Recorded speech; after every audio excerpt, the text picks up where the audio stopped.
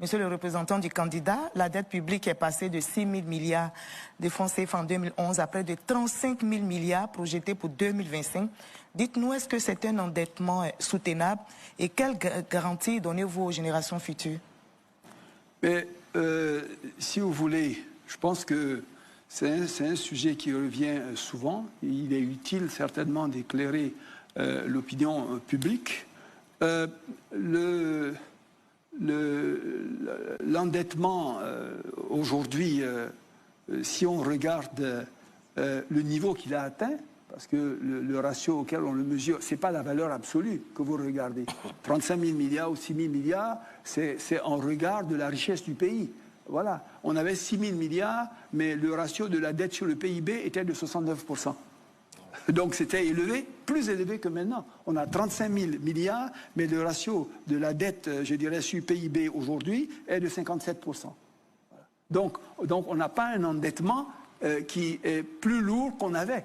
Si vous regardez la valeur absolue, je veux dire, c'est un mauvais exemple de comparaison. La deuxième chose, c'est que pratiquement 80% de cette dette est libellée dans une devise qui ne nous expose pas à des risques de change. Parce que souvent, le problème, je dirais, de ces prêts, c'est que vous l'empruntez dans une autre devise et lorsque il vient de rembourser, vous n'avez même pas, je dirais, de devise suffisante. Vous pouvez avoir un sujet de balance des paiements, un problème de devise. Ici, ça au moins c'est garanti. La troisième chose, c'est que le taux de rémunération moyen de ces emprunts que nous avons faits tourne autour de 5%, alors que la croissance économique que nous avons est autour de 7% par an. Donc on se rend bien compte que l'investissement qui est fait à partir de ces prêts induit un accroissement de richesse qui est supérieur à la rémunération de cette... Donc voilà, c'est un bon emprunt, c'est un bon investissement.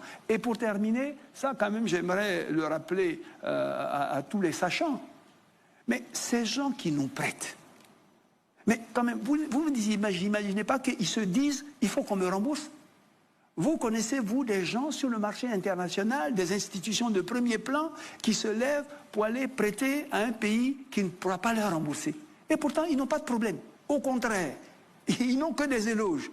Et ils prêtent. Ils n'ont aucun souci. Vous, qui ne prêtez pas, vous avez un problème, je dirais, voilà.